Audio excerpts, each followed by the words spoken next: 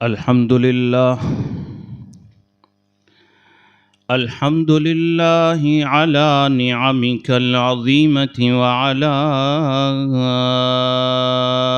الجسيمة. يا رب صل وسلم دائما أبدا على حبيبك خير الخلق كلهم. أما بعد فأعوذ بالله من الشيطان الرجيم. بسم الله الرحمن الرحيم. يا أيها الذين آمنوا لا يسخر قوم من قوم عسى أن يكونوا خيرا منهم. وقال النبي صلى الله عليه وسلم اللهم بارك لنا في رجب وشعبان وبلغنا رمضان، أو كما قال رسول الله صلی اللہ علیہ وسلم. کیا شان ہے پیارے نبی صلی اللہ علیہ وسلم. حق نے عطا کی سروری، معراج سے دی برتری، بلغ العلا بکمالہ. تکلیف بھی اس نے سہی، تکلیف بھی اس نے سہی، جس نے دعا دشمن کو دی. حسنت جمیع خصالہ. ایک دھوم سی دنیا میں مچی، ایک دھوم سی دنیا میں مچی، آواز یہ آنے لگی، پڑھ لو درود امتی صلو علیہ وآلہ. محترمہ دینی مائیں اور بہنیں، ایک مرتبہ محبت کے ساتھ درود شریف پڑھ لیں. اللہم صلی علی سیدنا.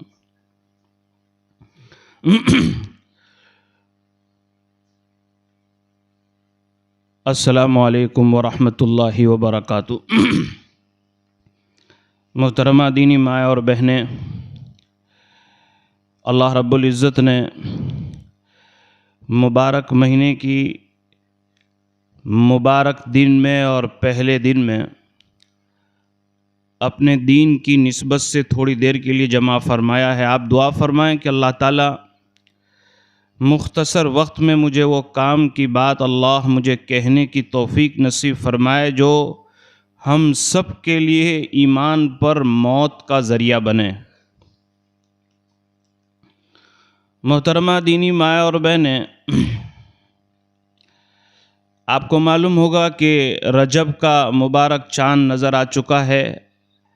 آج پہلی تاریخ ہے، تو ہم کیوں نہ سرکار دو عالم صلی اللہ علیہ وسلم کی اس سنت پر عمل کر لیں کہ حضرت سلمان فرماتے ہیں کہ جب رجب کا پہلا چاند ہوتا تھا تو سرکار دو عالم صلی اللہ علیہ وسلم ہم سب کو یہ کہتے تھے کہ چاند دیکھ کر یہ دعا پڑھو.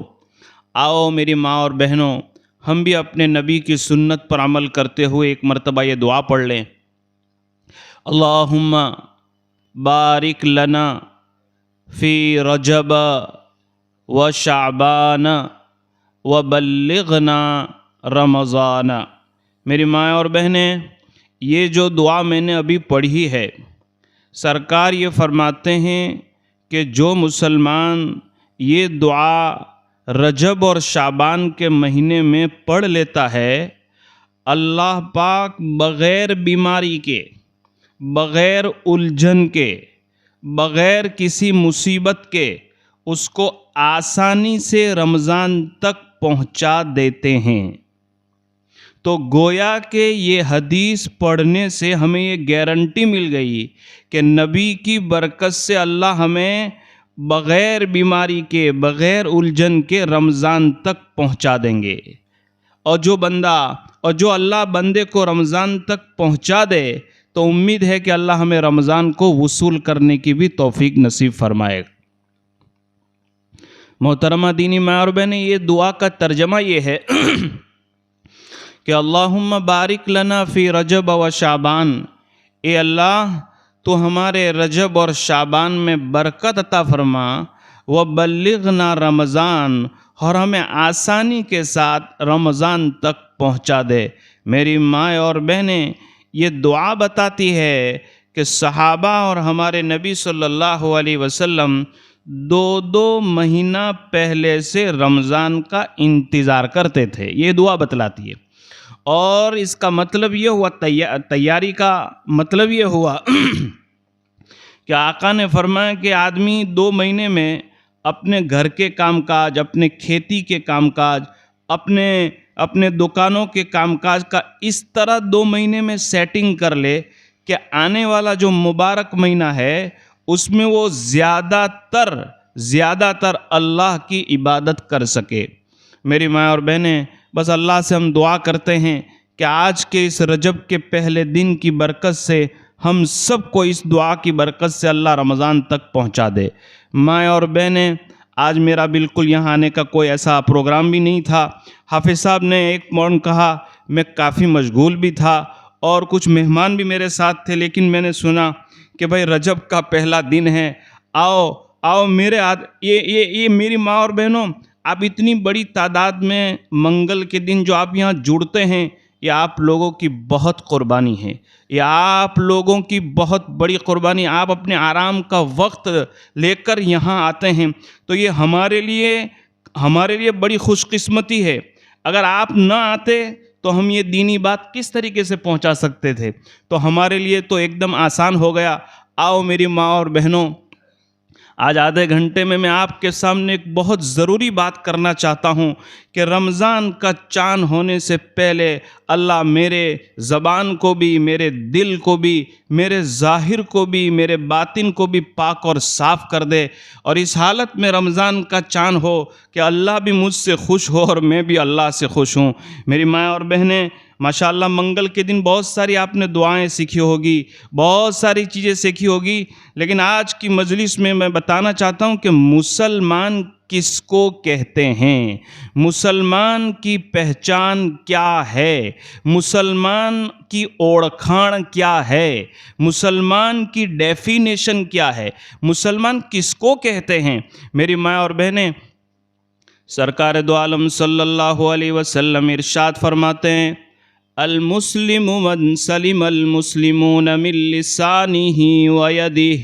میرے آقا فرماتے ہیں مسلمان وہ ہے، دیکھو میری ماں بہنوں، فاطمہ نام رکھ لیا، رقیہ نام رکھ لیا، یا سلیمان اور داؤد اور یعقوب نام رکھ لینے سے فقط آدمی مسلمان نہیں ہو جاتا۔ میرے نبی یوں فرماتے ہیں کہ مسلمان کی پہچان یہ ہے، سچا مومن وہ ہے، سچا مسلمان وہ ہے کہ جس کے ہاتھ اور جس کی زبان اور جس کے ہاتھ سے دوسرا مسلمان اس کی تکلیف سے دور رہے، یعنی جس کی زبان سے اور جس کے ہاتھ سے کسی کو تکلیف نہ پہنچے۔ میری ماں اور بہنیں، اس کا نام ہے مسلمان۔ المسلم من سلم المسلمون من لسانہ و یدہ، کہ ہماری زبان سے کوئی ایسی بات نہ نکلے، ہماری زبان سے کوئی ایسا کام نہ ہو کہ جس کی وجہ سے کسی انسان کے دل کو تکلیف پہنچے۔ 2 چیزیں بیان فرمائی، ایک زبان اور ایک ہاتھ، اس لیے کہ عامتاً کوئی دوسرا انسان، چاہے بھائی ہو، چاہے وہ پڑوسی ہو، چاہے وہ پارٹنر ہو، چاہے وہ ہماری بہن ہو، تکلیف پہنچانے کے اعتبار سے 2 چیزیں عامتاً انسان، ایک تو زبان سے کسی کی برائی کرتا ہے، اور ایک جو ہے ہاتھ کے ذریعے سے کسی کو تکلیف پہنچا سکتا ہے۔ اسلام نے بتایا تم اپنی زبان اور ہاتھ کی گارنٹی دے دو، اللہ کے رسول فرماتے ہیں میں تمہیں جنت کی گارنٹی دینے کے لیے تیار ہوں۔ اور میری ماں اور بہنوں، زبان کو حضور نے پہلے ذکر کیا کہ من سلم المسلمون من لسانہ، کہ مسلمان وہ ہے کہ جس کی زبان اور ہاتھ، تو زبان پہلے ذکر کی، اس لیے کہ ہاتھ کی تکلیف تو وہ دے سکتا ہے جو طاقتور ہو، ہاتھ کی تکلیف وہ دے سکتا ہے جو طاقتور ہو، جبکہ زبان ایک ایسی چیز ہے جو غریب کو بھی تکلیف دے سکتے ہیں، مالدار کو بھی تکلیف دے سکتے ہیں، اور ہاتھ کی تکلیف کسی زندہ انسان کو پہنچا سکتے ہیں، جبکہ زبان کی تکلیف زندوں کو بھی مل سکتی ہے اور مردے کو بھی انسان زبان کی تکلیف دے سکتا ہے۔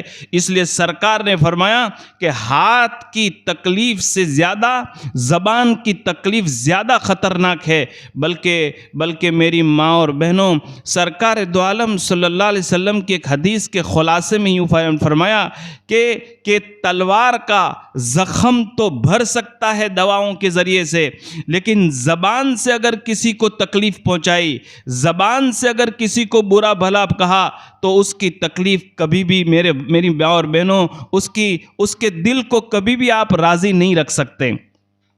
میری ماں اور بہنیں، میں آپ کو ایک بہت قیمتی چیز بتانے جا رہا ہوں۔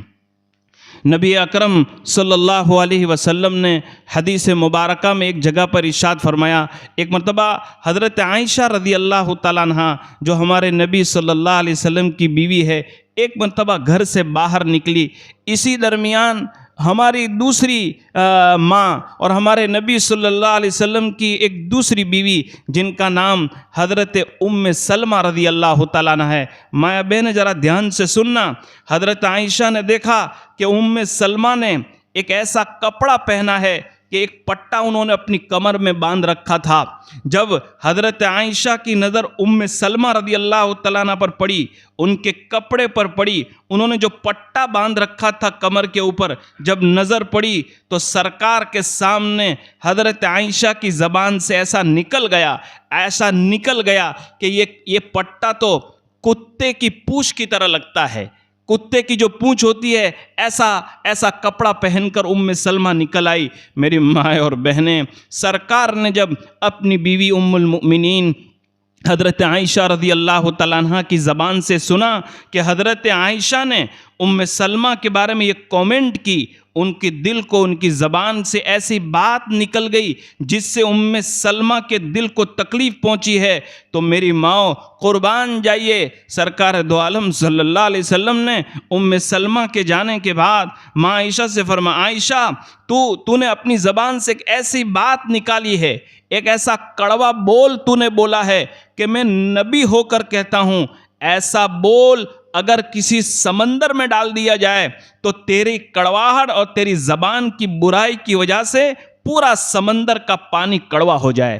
اور یاد رکھنا عائشہ، ام سلمہ سے معافی مانگ لو، ورنہ کل قیامت کے دن تجھے اپنی نماز چھوڑوا نہیں سکتی۔ میری ماں اور بہنیں، میں کس کی بات کر رہا ہوں؟ میں ابو بکر صدیق کی بیٹی کی بات کر رہا ہوں، میں نبی پاک صلی اللہ علیہ وسلم کی بیوی کی بات کر رہا ہوں۔ میں کس کی بات کر رہا ہوں کہ جنہوں نے 2210 حدیثیں نقل فرمائی ہے، نبی صلی اللہ علیہ وسلم کو اپنی عورتوں میں جنہیں سب سے زیادہ محبت تھی، لیکن ایک مرتبہ اپنی سوکن کے بارے میں، ام سلمہ کے بارے میں ایسی کامنٹ نکل گئی کہ تیرا کپڑا تو کتے کی پونچھ کی طرح لگتا ہے۔ ایسا بولنا حضور کو پسند نہیں آیا، اور فرمایا عائشہ معافی مانگو، ورنہ قیامت کے دن یہ تجھے جہنم میں لے جانے کا کہیں ذریعہ نہ بن جائے۔ میری ماں اور بہنیں، آج مجھے برابر یاد ہے کہ 2-4 مہینے پہلے مفتی حفظ الرحمان کا جو ہماری مسجد میں جمعہ کا پروگرام ہوا تھا، حضرت نے بات شروع کی تھی تو ایسا شروع کیا تھا کہ اب ہمارے معاشرے میں، ہمارے گاؤں میں، ہمارے یہاں نیکی کرنے سے زیادہ نیکی کو بچانا ضروری ہے۔ کتنی بڑی بات ہے بھائی، ایک آدمی روزانہ اتنی مرتبہ ذکر کر رہا ہے، اتنی نماز پڑھ رہا ہے، اتنے خیرات کر رہا ہے، اتنے عمرہ کر رہا ہے، لیکن ماں اور بہنوں، ہم ایسے ماحول میں زندگی گزار رہے ہیں، پڑوسی ناراض، بھائی ناراض، بھابھی ناراض، خالہ ناراض، چچا ناراض، اور میری ماں اور بہنوں، ذرا سوچ کر دیکھو، بہت مبارک دن ہے. آج رجب کی پہلی تاریخ ہے، آج رجب کی مبارک دن ہے، اور کل رجب کی مبارک رات گزر. ذرا دل پر ہاتھ رکھو. 24 گھنٹہ ہم اللہ کو ایسا نہیں بتا سکتے ہیں کہ ہماری زبان سے ہم نے کسی کی برائی نہ کی ہو. 24 گھنٹہ بتاؤ. میں جب سے بالغ ہوا ہوں، میری عمر آج 40 سال کی ہو گئی. 15 سے لے کر یہ 25 سال گزر گئے. میں گارنٹی سے کہتا ہوں کہ میں ایک دن بھی ایسا نہیں بتا سکتا کہ میں نے میری زبان سے کسی کی برائی نہ کی ہو. اور میری مائیں اور بہنیں، زمانہ فتنے کا ہے، لہذا نیکی کرنے سے زیادہ نیکی کو بچانا ضروری ہے. اللہ اکبر. ابراہیم بھائی، ایک حدیث میں نے آج پڑھی. جب حافظ شفیق کا فون آیا تو میں تیاری کر رہا تھا ظہر بعد، میں نے ایک حدیث پڑھی.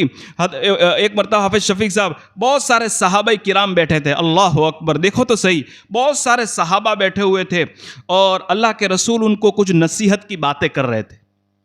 مدینے کا واقعہ ہے. بہت سارے صحابہ بیٹھے تھے اور حضور صلی اللہ علیہ وسلم ان کو کچھ نصیحت کی باتیں کر رہے تھے. ایک صحابی ایسے تھے جو بیچارے بوڑھے تھے، سفید داڑھی ہو گئی تھی، تو ان کو پیٹ کے اندر تکلیف پیدا ہوئی اور زور سے ان کی ہوا نکل گئی. زور سے ہوا نکلے، قدرتی حاجت ہے، ان سے ہوا نکل گئی. تو زور سے ہوا نکلنے کی وجہ سے اس صحابی کی آنکھوں میں آنسو آ گئے، ان کو شرم آ گئی، اور وہ نیچے سے اوپر نہیں دیکھ رہے تھے. تو ایک صحابی حضرت عبداللہ ابن عباس فرماتے ہیں، میں سرکار دو عالم صلی اللہ علیہ وسلم کے پاس گیا اور کہا کہ سرکار، کسی کی ہوا نکل چکی ہے، اگر وہ اٹھ کر مجلس سے باہر جائے گا، وضو کرنے جائے گا، لوگ اس کو برا بھلا کہیں گے، اس کو بیچارے کو شرم آئے گی. ایک مسلمان کی عزت کا سوال ہے. اگر آپ اجازت دیں، حضرت عبداللہ ابن عباس نے کہا، اگر آپ اجازت دیں سرکار، تو ہم سب مجلس میں سے باہر جائیں اور ہم سب وضو کر کے آ جائیں، تاکہ عزت بھی بچ جائے گی اور اس کو شرم سے احساس بھی نہیں ہوگا. قربان جائیے میری ماں اور بہنوں، ایک مسلمان کی عزت کے خاطر نبی صلی اللہ علیہ وسلم نے اپنا بیان بند کر دیا، اور نبی صلی اللہ علیہ وسلم نے سارے صحابہ کو مسجد سے باہر نکال کر کہا کہ وضو کر کے آؤ. یہ ہے اسلام، یہ ہے اسلام. میری ماں اور بہنوں، آؤ آؤ آؤ، ہم سب مل کر یہ نیت کریں کہ اللہ ہماری زبان اور ہمارے ہاتھ سے کسی مسلمان کو تکلیف نہ ہو. مجھے برابر یاد ہے، اللہ اکبر، وہ قصہ اتنا تازہ ہے. حضرت ابو بکر رضی اللہ تعالیٰ عنہ جب خلیفہ بنے، ہمارے نبی صلی اللہ علیہ وسلم کا انتقال ہو چکا تھا. تو ہمارے نبی صلی اللہ علیہ وسلم کے انتقال کے بعد حضرت ابو بکر 2.25 سال تک خلیفہ رہے. ایک مرتبہ مدینے میں بہت سارے صحابہ بیٹھے تھے. آپ نے مشورہ کیا، پارلیمنٹ بلائی، اور مشورے میں حضرت ابو بکر نے یہ کہا کہ مدینے کے اندر جتنے سینئر سٹیزن ہیں، جتنے بوڑھے لوگ ہیں، اور جتنے ہینڈی کیپ ہے، مجبور ہے، لاچار ہے، کمانے والا کوئی نہیں ہے، خدمت کرنے والا کوئی نہیں ہے، کھلانے والا کوئی نہیں ہے، اکیلی عورت ہے، تو میں یہ چاہتا ہوں کہ جو اکیلے رہتے ہیں، ایک ایک صحابی روزانہ اس کے گھر کی صفائی کی جوابداری لے لے، اس کا پانی بھر دیں، اس کے گھر کی صفائی کر دیں. تو صحابہ میں سے 4 صحابہ نے ذمہ داری اٹھائی. پورے مدینے کا سروے کیا گیا کہ مدینے کے اندر کتنے سینئر سٹیزن ہیں، کتنے بیمار ہیں، اور کتنے ایسے لوگ ہیں کہ جن کو خدمت کی ضرورت ہے. ایسے تو لسٹ بڑی تیار ہو گئی. 5 دن کے بعد ہر ایک آدمی کے سامنے ایک صحابی کا نام رکھ دیا کہ بھائی اس کی یہ خدمت کرے گا، اس کی یہ خدمت کرے گا، اس کی یہ خدمت کرے گا. ایک ایسی عورت تھی جس کے نہ ماں تھے نہ باپ تھے، جس کا نہ بیٹا تھا، اور وہ اندھی تھی آنکھوں سے. وہ ایک عورت تھی، اور اللہ اکبر، حافظ صاحب حدیث پاک میں ہے کہ وہ کوئی مسلمان عورت نہیں تھی، وہ ایک یہودی عورت تھی، وہ مسلمان نہیں تھی. تو اس کے سامنے خدمت کرنے والا کا کوئی نام نہیں لکھا تھا. حضرت عمر رضی اللہ تعالیٰ عنہ فرماتے ہیں، میں نے حضرت ابو بکر سے پوچھا کہ ابو بکر یہ کس کے نام لکھے ہوئے ہیں؟ فرمایا مدینے میں جتنے بیمار ہیں، مدینے میں جتنے کمزور ہیں، ہر ایک صحابی کے سامنے میں نے ایک کا نام لکھ لیا ہے. تو تاکہ لوگ اس کی خدمت کرے. تو حضرت عمر نے جب لیسٹ پڑھی تو حضرت عمر کے دل میں سوچا کہ یہ اوپر والی جو یہودی عورت ہے اس کے سامنے خدمت کرنے والے کا نام نہیں لکھا ہے. تو انہوں نے اندر سے طے کر لیا کہ میں اس کی خدمت کروں گا. اللہ اکبر. حافظ صاحب میں کس کی بات کر رہا ہوں؟ جس کے بارے میں یہ کہا تھا کہ حضور نے فرمایا کہ اگر میرے بعد کوئی نبی ہوتے تو عمر ہوتے. جس گلی سے گزر جاتے تھے شیطان اس راستے سے نہیں گزرتا تھا. جس کے ایمان کی گواہی قرآن نے دی، جس کے جنتی ہونے کی گواہی قرآن نے دی، جس کے ایمان کی دعا سرکار نے مانگی تھی، وہ ایک یہودی عورت کی خدمت کرنے کے لیے تیار ہو گئے. دیکھو پھر کیا ہوا ابراہیم بھائی. وہ رات کو گئے اس یہودی کے مکان پر، دروازہ کھٹکھٹایا. اندر سے اس ماں نے کہا کہ کون؟ کہا کہ عمر. کیوں آئے ہیں؟ ان کو تو آنکھ سے دکھتا نہیں تھا. تو کیوں آئے؟ کہا کہ میں تمہارے گھر کی صفائی کرنے کے لیے آیا ہوں. تمہیں کوئی بازار سے کوئی چیز لانی ہے تو میں لا دوں، کوئی پانی بھرنا ہے. تو فرمایا بھائی ضرورت نہیں مجھے، روزانہ رات کو ایک آدمی آتا ہے اور وہ خدمت کر کے چلا جاتا ہے. تو حضرت عمر نے پوچھا کون آتا ہے؟ تمہارے لیسٹ میں تو تمہارے نام کے سامنے کسی کا نام نہیں تھا. تو فرمایا میں تو آنکھوں سے اندھی ہوں، مجھے پتا نہیں، کوئی آتا ہے اور وہ مجھے کھلاتا ہے، وہ میرے گھر کی صفائی کرتا ہے، وہ برتن میں پانی بھر دیتا ہے، میرے 24 گھنٹے کا کام ہو جاتا ہے. حضرت عمر چلے گئے. دوسرے دن آئے، کہا کہ میں آیا ہوں. کہا کہ کون؟ کہا کہ عمر. کہا کیوں آئے ہیں؟ کہا کہ تمہارے گھر کی صفائی کرنے کا. کہا کہ وہ تو ہو گیا. حضرت عمر فرماتے ہیں ٹھنڈی کی رات تھی، مدینہ پاک جیسی مبارک جگہ تھی.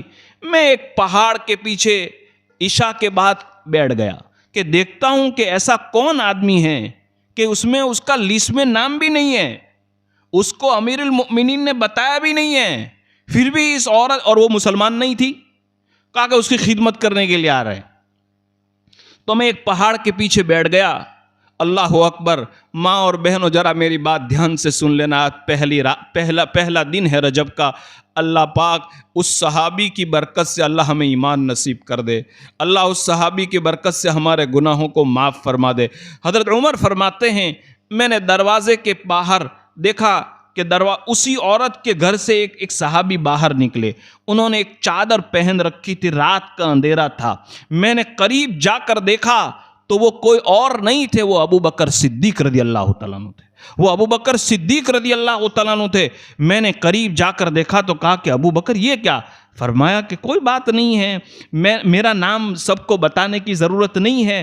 میں نے سارے صحابہ کو ایک ایک گھر کی ذمہ داری دے دی تھی، اور یہ عورت اکیلی تھی، بوڑھیا تھی، آنکھوں سے مجبور تھی، لاچار تھی.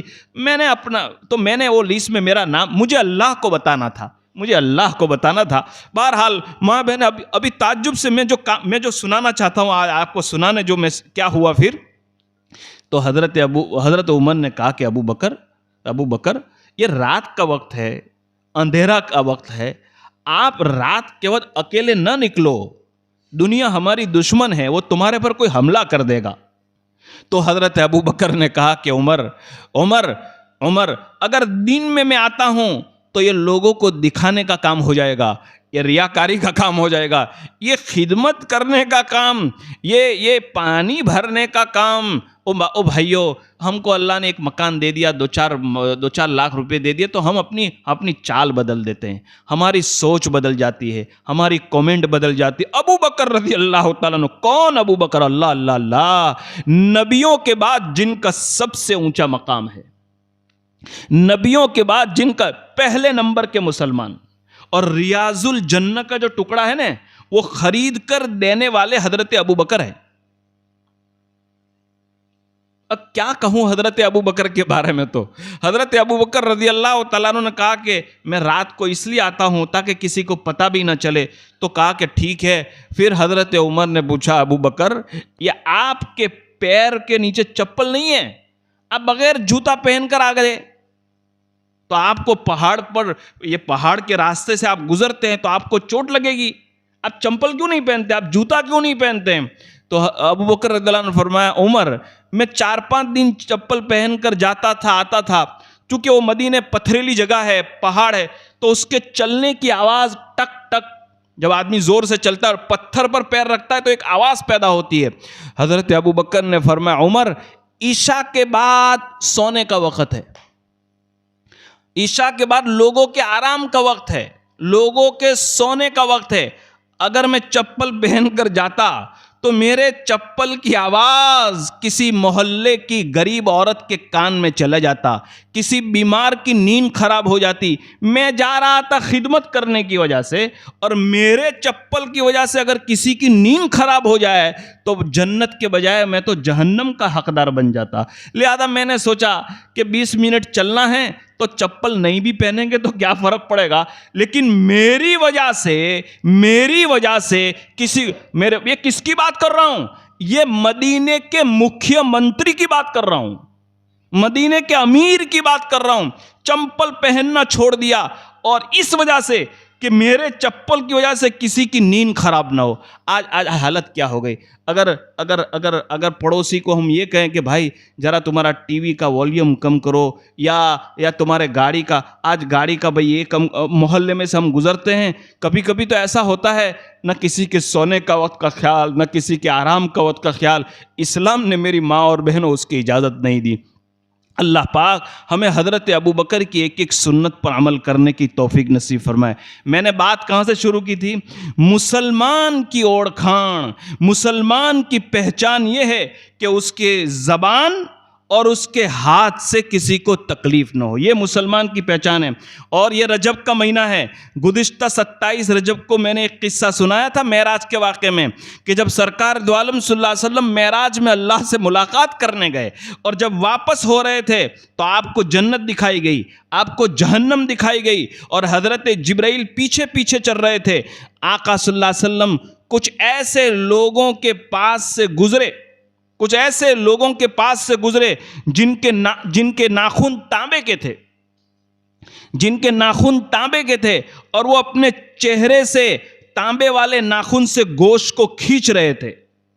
تو نبی علیہ السلام نے حضرت جبرائیل سے پوچھا جبرائیل یہ کون ہیں؟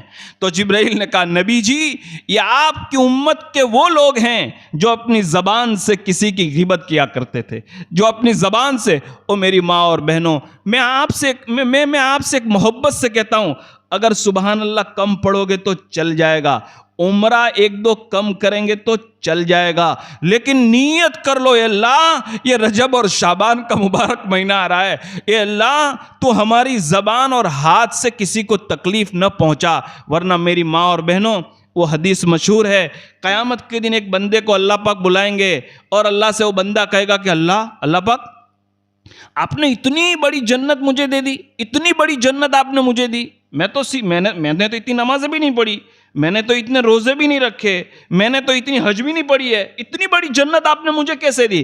تو اللہ پاک کہیں گے ہاں میرے بندے تیرے نامہ اعمال میں اتنی نمازیں نہیں, تیرے نامہ اعمال میں اتنی نیکیاں نہیں, اتنے روزے نہیں ہیں, لیکن تیری زندگی میں اور تیرے مرنے کے بعد تیرے دشمن بہت تھے,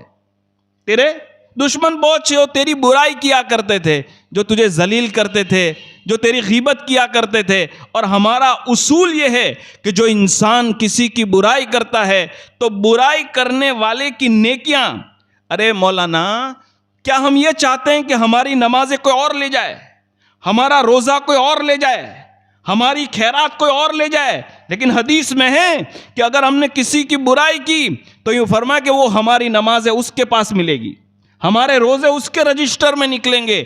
اس لیے ماں اور بہنوں منگل کا مبارک دن ہے, آپ اپنی قربانی دے کر آئے ہیں, رجب کا پہلا دن ہے, نیت کر لو اے اللہ تو ہماری زبان اور ہاتھ سے کسی کو تکلیف نہ پہنچے. یہ مسلمان ہے, اللہ اکبر اللہ اکبر. ایک بات سناؤں گا آپ کا ایمان تازہ ہو جائے گا. ایک صحابی رضی اللہ تعالیٰ عنہ حافظ صاحب کعبۃ اللہ کا طواف کر رہے تھے, اور انہوں نے طواف کرتے کرتے کعبۃ اللہ سے یہ کہا اے کعبہ تو اللہ کا گھر ہے, اور 24 گھنٹے ہدایت اور برکت تیرے اوپر اترتی ہے, غریب سے غریب بھی تجھ سے محبت کرتا ہے, ہر مسلمان کی دل کی تمنا ہے کہ ایک مرتبہ اللہ کعبہ کا دیدار کرا. یہ صحابی نے کعبۃ اللہ سے کہا, لیکن کعبہ سے کہا او کعبہ تجھ سے بھی زیادہ ایک برکت والی اور عظمت والی چیز میرے نزدیک ہے. تو کسی نے ان سے پوچھا کہ کعبہ سے زیادہ کون؟ کعبہ تو کعبہ ہے، کعبہ سے زیادہ کس کی عزت، کعبہ سے زیادہ کس کی عظمت پوچھا.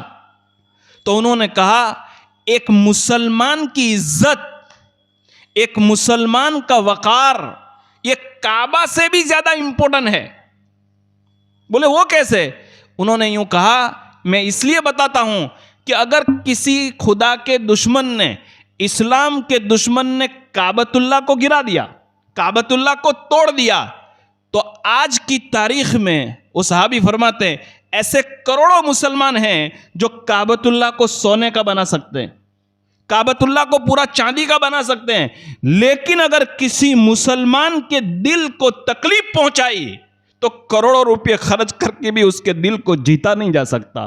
معلوم ہوا کہ کعبہ سے زیادہ مسلمان کی عزت ہے. میری ماں اور بہنوں، میری ماں اور بہنوں نیت کرو ہم اللہ تعالیٰ ہماری زبان اور ہمارے ہاتھ سے کسی کو تکلیف نہ پہنچے. یہ مسلمان کی پہچان ہے، یہ روزمرہ کی زندگی کے واقعات ہیں.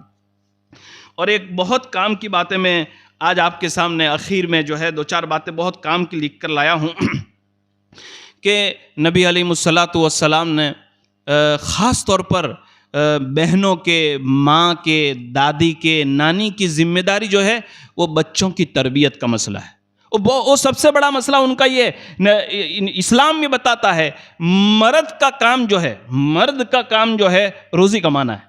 اس لیے مرد کو اللہ نے طاقت دی، اور عورت کا کام اپنے بچوں کی نگرانی کرنا، اپنے بچوں کی تربیت کرنا. بہت ساری عورتیں پوچھتی ہیں کہ تربیت کا مطلب کیا ہے؟ ہم تو کہتے ہیں بچے کو بھائی نماز پڑھ، اس کو مدرسے میں بھیجتے ہیں، اس کو قرآن پڑھاتے ہیں، اس کو روزہ رکھواتے ہیں.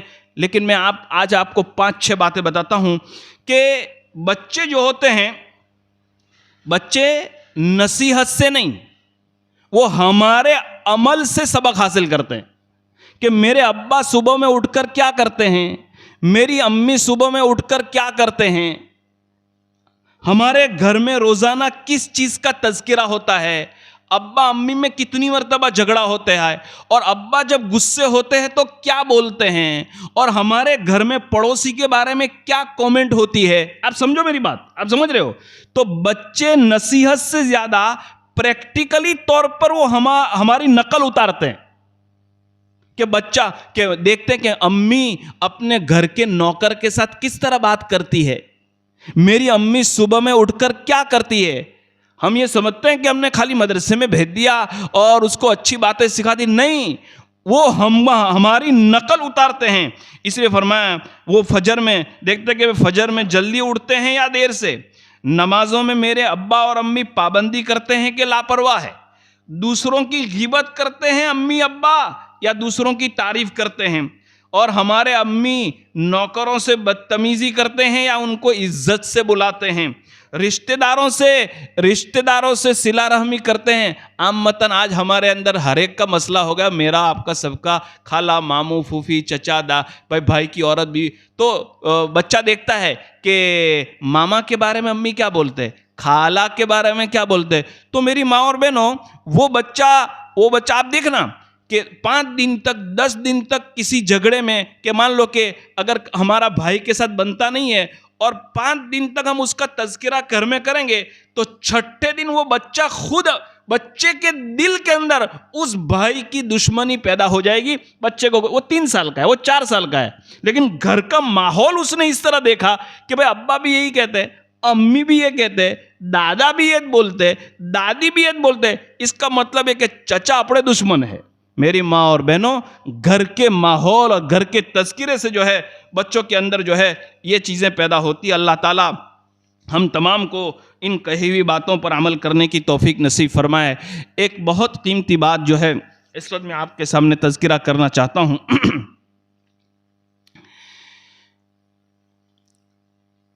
ابھی پچھلے دنوں، یہ 2 مہینہ قبل، ہمارے گجرات کے اندر جتنی طلاقوں کے کیس بنے اور بہت ساری ایسی لڑکیاں کہ جو غیر مسلموں کے ساتھ چلی گئی، اس کے ریزن، اس کے کارن کے پیچھے ہمارے بزرگوں نے، مسلم پرسنل لا بورڈ نے، ہمارے دارالقضاء کے احبابوں نے بہت محنت کی کہ اس کے پیچھے کا کارن کیا ہے. تو اس کے بہت سارے کارن ہیں، لیکن بنیاد جس کی یہ ہے کہ ہماری اولاد مذہب چھوڑ کر غیروں کے پاس جانے کا سب سے بڑی وجہ وہ یہ ہے کہ ہم نے اپنی اولاد کی ضرورت کو حد سے زیادہ بڑھا دیا. دھیان سے سننا میں جو بات کہہ رہا ہوں. ہماری ضرورت کیا ہے ابراہیم بھائی؟ وقت پر روٹی ملے، وقت پر کپڑا ملے اور رہنے کا مکان، یہ ہماری ضرورت ہے. لیکن ہم نے ضرورت کو اتنا بڑھایا کہ کپڑا تو ایسا ہونا چاہیے، چپل تو ایسی ہونی چاہیے، موبائل. ابھی 4 دن پہلے میرے کٹھور میں میٹنگ میں بیٹھا ہوا تھا. بھائی طلاق اس لیے ہو گئی کہ لڑکی نئے ورژن کا موبائل مانگ رہی تھی 35,000 کا، لڑکا کہہ رہا تھا کہ بھائی میں 12,000 کا دلواتا ہوں. جب بس خدا کی قسم طلاق ہو گئی، اور 1 سال نہیں ہوا ہے اس کا نکاح کا، 1 سال نہیں ہوا ہے، 1 سال نہیں ہوا ہے. میری ماں اور بہنوں، میں کہتا ہوں کہ اگر اللہ نے آپ کو 1 بیٹی دی ہے، 2 بیٹیاں دی ہے، یہ کسی کے گھر کی امانت ہے. آج آپ اس کو سونے کا لقمہ کھلاتے ہو، منع نہیں ہے، آپ اچھے سے اچھا کپڑا پہناؤ، آپ اچھے سے اچھی گاڑیوں میں گھماؤ، لیکن کل اٹھ کو کسی اور جگہ شادی کرنے کے لیے جانا ہے.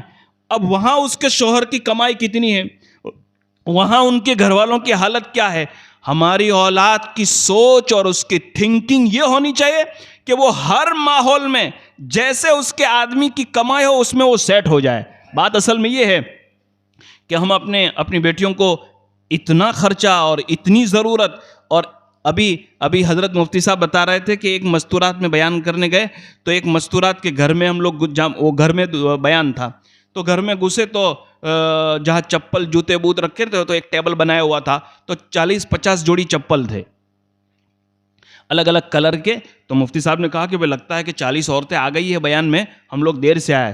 تو وہ بھائی نے کہا کہ ایک بھی عورت ابھی آئی نہیں ہے، ابھی ہم کو چائے پینی اس کے بعد بیان کرنا. تو بولے تو یہ 40-50 چپل ہے نا. کہا کہ تو میری بیوی کے ہے. تو بولے تو 40-50. فرمانے وہ ان کا مزاج ہے کہ وہ جس طرح کا کپڑا خریدتی ہے اسی طرح کا میچنگ کا وہ جوتا. میں آپ کو بتانا چاہتا ہوں میری بہن، اگر آپ کو اللہ نے بیٹی دی ہے اور وہ ماں کو دیکھ رہی ہے کہ میری ماں ہر کلر کا جوتا ہر کپڑے کا خرید رہی ہے تو بیٹی کی سوچ کیا بنے گی؟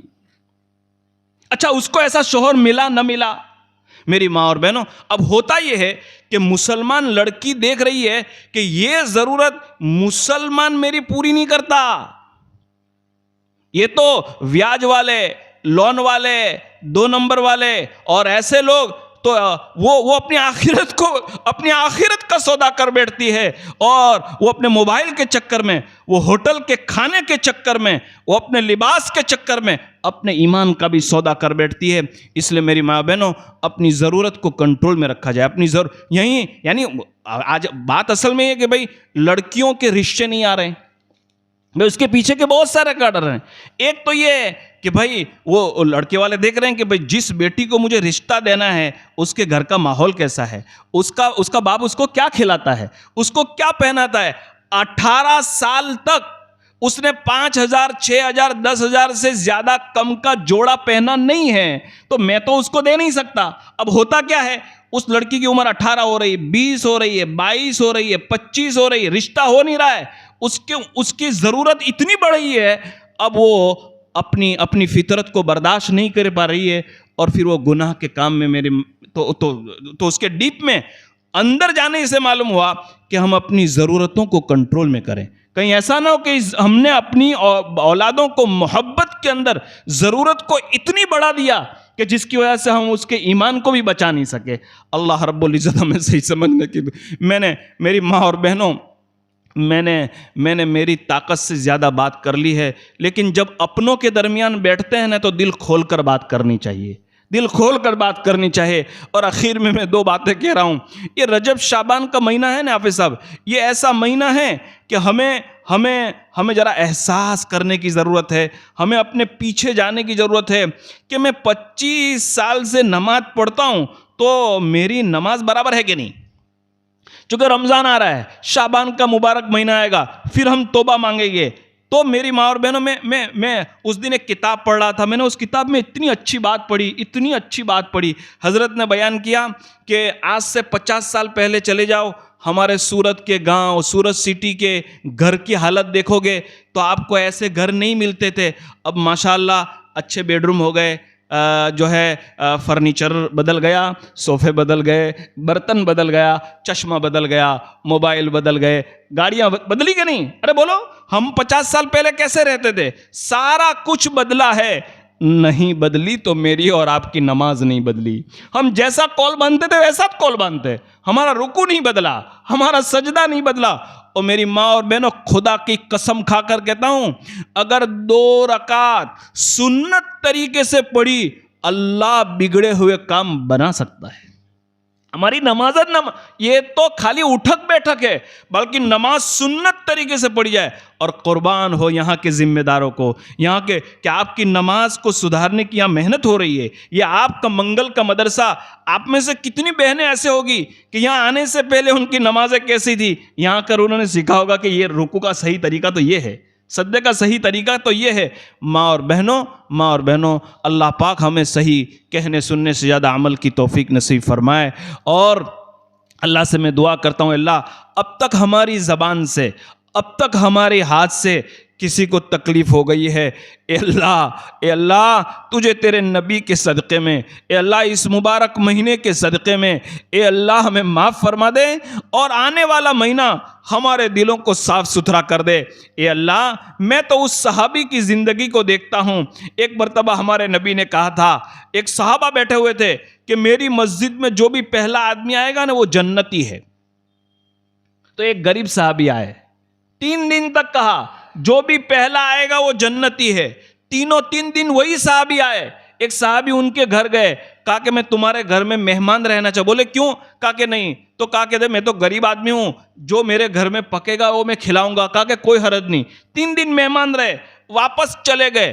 بولے کیوں آئے تھے؟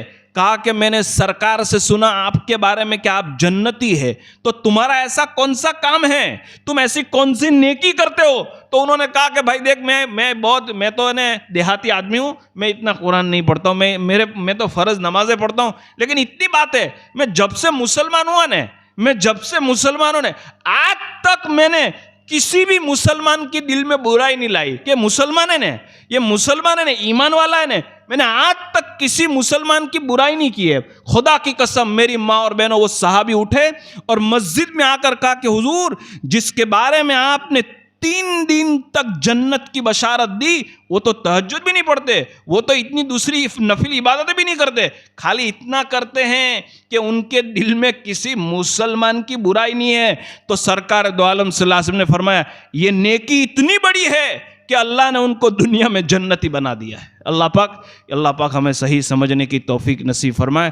ہمارے اس موٹا وراچا بستی کے اندر، ہر ایک بہنوں کے اندر، ہر ایک بھائی میں، ہر ایک پڑوسی میں، چچا کے اندر، ماموں کے اندر، خالہ کے اندر، بھابھی کے اندر ایسی محبت دے دے کہ ہم جس طرح آج آپ ایک محلے میں رہتے ہیں، ایک گاؤں میں رہتے ہیں، کتنا اچھا ہوگا کہ ہم سب ساتھ میں جنت میں داخل ہو جائے. اس سے بڑی اور کیا چیز ہے. اللہ سے میں دعا کرتا ہوں، اللہ میں نے گنہگار زبان سے چند باتیں کہہ دی ہے، اللہ ہمیں کہنے سننے سے زیادہ عمل کی توفیق نصیب فرمائے. میری ماں اور بہنیں، ہمارے بزرگ اور ہمارے جو ہے مفتی صاحب، مفتی حفظ الرحمان صاحب، آئندہ سنیچر کو کٹھور میں ہم نے دعوت دی ہے. دوپہر میں 3 سے لے کر 4 تک جو ہال ہے، کھانے کا ہال ہے، میرج ہال، اس کے اندر حضرت کا مستورات میں 3 سے 4 بیان ہوگا. اگر آپ میں سے کوئی آنا چاہے تو آپ آنے کی ترتیب بنائیں، بہت فائدہ ہوگا. اللہ ہمیں کہنے سننے سے زیادہ عمل کی توفیق نصیب فرمائے. درود شریف پڑھنے دعا کر لیتے ہیں. بسم اللہ الرحمن الرحیم. اے اللہ میں تیرا بہت گنہگار بندہ ہوں. اے اللہ ہمارا ظاہر بھی گندہ ہے، باطن بھی گندہ ہے. اے اللہ یہ بہنیں آئی ہے، اے اللہ اس میں سے کتنی بہنیں ایسے ہوں گی جو قرآن پڑھ کر آئی ہوگی، اپنی ماں کی خدمت کر کے آئی ہوگی، اپنے گھر کی صفائی کر کے آئی ہوگی. اے اللہ ان کے آنے سے ہماری مغفرت فرما. اے اللہ ایک بات کہی گئی ہے کہ ہماری زبان اور ہمارے ہاتھ سے کسی مسلمان کو تکلیف نہ ہو. ہمارا دل صاف کر دے، ہمارا دل صاف کر دے. اللہ ہم گندے ہو چکے، کسی کی اچھائی ہم سے دیکھی نہیں جاتی، کسی کی ترقی ہم سے دیکھی نہیں جاتی، کسی کا کپڑا ہم سے دیکھا نہیں جاتا۔ اے اللہ یہ شیطان ہمارا دشمن ہے، اے اللہ وہ ہمیں زبان کے ذریعے سے جہنم میں ڈھکیل دے گا۔ اے اللہ مولا، اے مولا بچا لے، اے اللہ مولا بچا لے۔ رجب کا مہینہ شروع ہو چکا ہے، اے اللہ رجب اور شعبان میں ایسی برکت دے دے کہ ہمیں رمضان تک آسانی سے پہنچا دے۔ اے اللہ ہمارے ماں بہنوں کی جو جو ضروریات ہے اپنی خزانے غیب سے انہیں پوری فرما۔ اللہ بہت ساری بہنیں بیمار ہیں، اے اللہ وہ درخواست کر رہی ہیں دعاؤں سے، اے اللہ انہیں پوری شفا نصیب فرما دے۔ اے اللہ انہیں دنیا اور آخرت میں بہترین بدلہ نصیب فرما دے۔ اے اللہ جو مرحومین ہو گئے، جو دنیا سے چلے گئے، ان کے قبروں کو نور سے منور فرما۔ اے اللہ جو بھائی جو بہن جس لائن سے پریشان اے اللہ ان کی پریشانی کو دور فرما۔ اے اللہ حضور اکرم صلی اللہ علیہ وسلم کا امتی دنیا کے جس کونے میں رہتا ہے وہ ہمارا بھائی ہے۔ اے اللہ اس کے جان و مال کی، اس کے عزت اور آبرو کی، ان کے گھر والوں کی، ان کے ایمان اور اعمال کی پوری حفاظت فرما۔ اللہ پاک ہماری اولادوں کو گناہوں میں جانے سے پہلے انہیں ہدایت کا راستہ نصیب فرما دیجئے۔ اے اللہ یہ سلسلہ بہنوں کو جو شروع ہوا ہے، اے اللہ نظر بد سے بچا۔ اے اللہ زندگیوں میں ہدایت کے آنے کا ذریعہ بنا دے۔ مالک میں نے اپنی گنہگار زبان سے مانگا ہے، تو اپنی شان عطا فرما۔ ہماری دعاؤں کو حضور اکرم صلی اللہ علیہ وسلم کے صدقے اور طفیل میں قبول فرمائیے۔ جزا اللہ عنا نبینا محمدا صلی اللہ علیہ وسلم ما هو اہل برحمتک یا ارحم۔